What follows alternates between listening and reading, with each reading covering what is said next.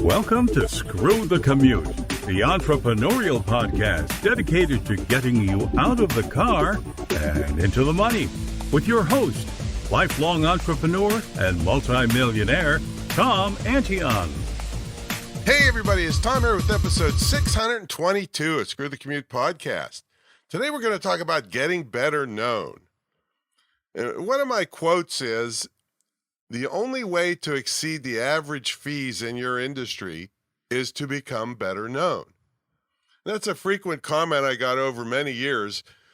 People say, I Googled you and you show up everywhere. Well, and that's what people would say when I got hired to speak. So that's what this episode's about. Hope you didn't miss episode 621. That was scare tactics. Now, this is a copywriting technique that sounds really mean and scummy. All right.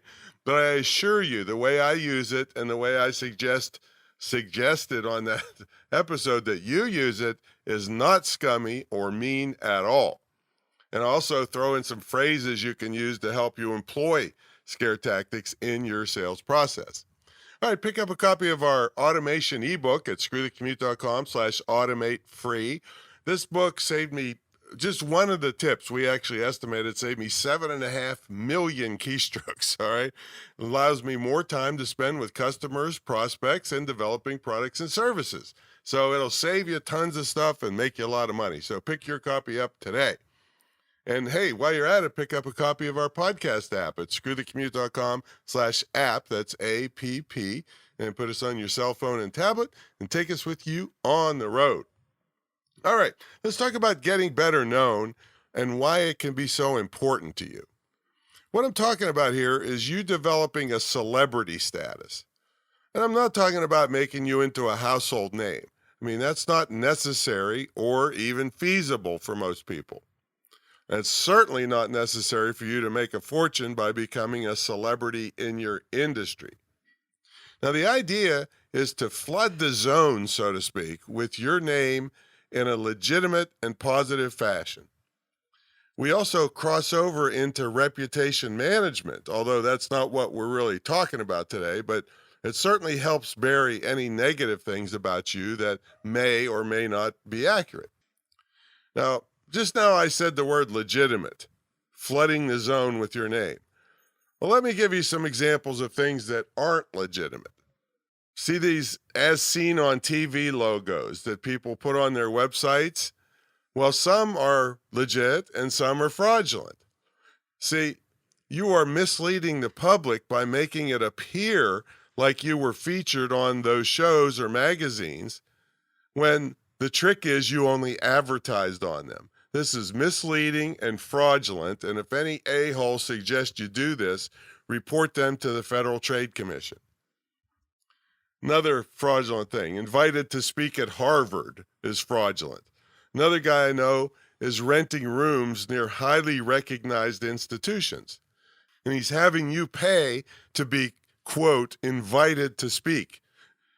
And I'm sorry, I'm a little bit hoarse today, so I'll be stopping, clearing my throat a little bit. So anyway, you pay to, quote, be invited to speak, implying that Harvard or some other institution is featuring you.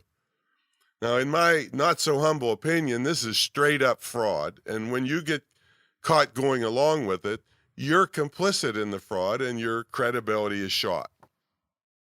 Another one, fake awards are not the way to go. I know one guy who had his neighbor make up a fake award, and he awarded it to himself, the fraudster, along with awarding it to a bunch of big name people who had nothing to do with the award. They did not accept it, and they didn't even know about it, just big names. And he was using their names to try to piggyback off of and pretty much steal their credibility. And once he put all this together and got his award, he shut it all down so now he could brag that he got this award, all right? And then all these other big name people got the award. Again, in my not so humble opinion, total fraud. I would even call it criminal fraud. Now, I can't wait to go after this guy in my Scam Brigade TV show. Anyway, that's not what I'm talking about here. I'm talking about your name showing up in a positive light in legitimate places. So when people check you out, they see you are very substantial and worth more than the average person gets in your industry. So let's start with some infrastructure. I want you to put a press room on your website, not a media room. Don't call it a media room because that term gets confused with home theaters. Make it a press room. And I want you to start collecting media appearances on that page. I actually have separate ones for different things. For instance, for most of my main expertise, I have screwthecommute.com/recent appearances. For my anti-scam work, I have scambrigade.com/press room, and so forth. Now, if you don't have anything to put on these pages yet, don't worry. Just keep it hidden with no navigation to it until you land a few interviews. Now, these interviews and mentions could be written, audio like radio or podcasts, or video as in TV or video podcasts. Now, next thing you should create is a suggested topic page and follow that a suggested question document for each topic you can discuss. And if you really want to look like a pro, now this is a great tip on actual radio interviews, give them questions and how long it takes to answer each one. That way the host can, let's say they see they have 60 seconds to go before a commercial break. They can pick a question that takes 45 seconds to answer and hit their commercial right on the dot. They'll think you're a massive pro.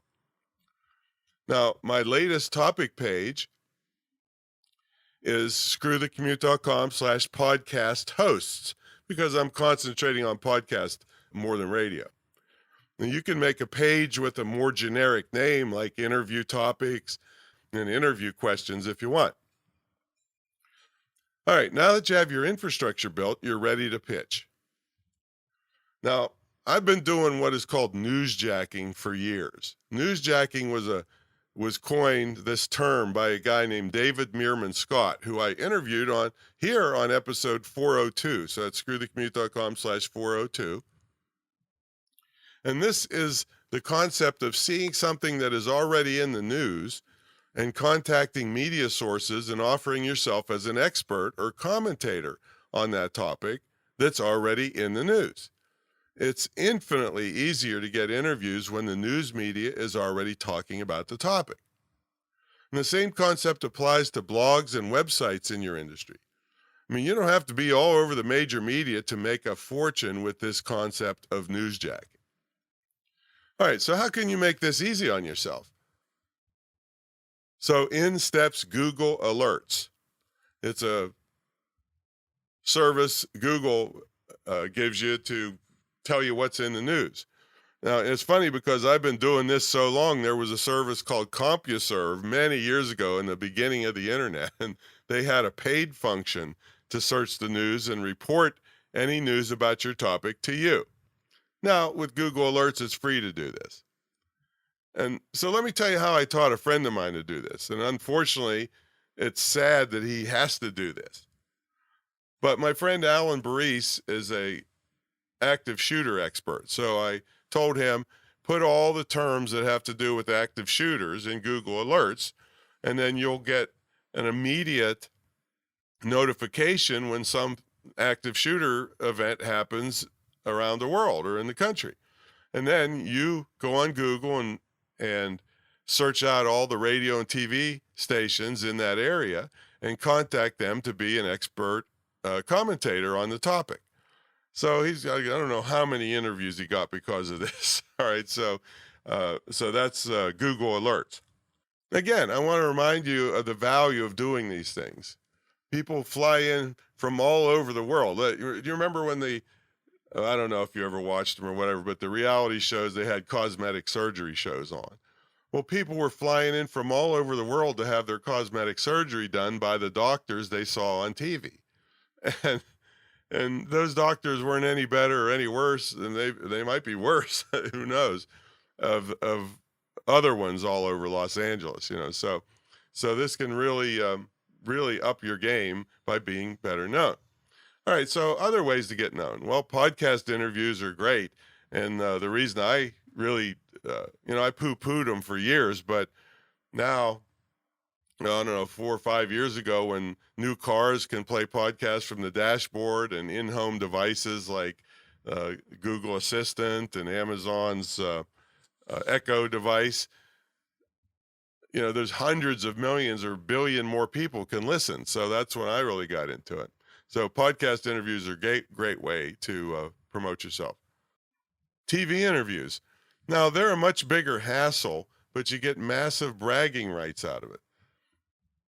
You may not get much immediately from the interview, but capture it and brag about it forever.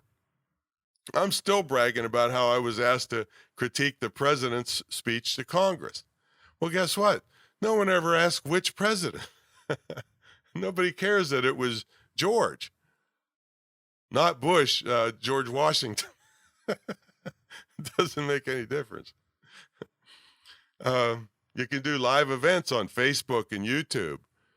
Live events in person. Speaking can really skyrocket your career, and I've trained more pro speakers than anybody living. So if you want info on pro speaking, get in touch with me. Being on panels is normally much easier preparation-wise and still gets your name out there, and it sets you apart from the crowd. I mean, frequently, others are on the panel who are much better known than you are, and you get to piggyback by association off their credibility. Now, guest blogging. Now, it's not as popular as it once was, but it's just another way for you to flood the zone with your name. Another thing is being on virtual summits. That can put your name in front of literally tens of thousands of people. And of course, your social media needs attention. And I did a recent episode on that called Back Off Social Media. That was episode 613. So it's screwthecommute.com/613. This episode will save you tons of time handling social media and get you way bigger results. How about that? Now, I don't look that great on social media because for many years, I've concentrated on my email list that's made me millions of dollars.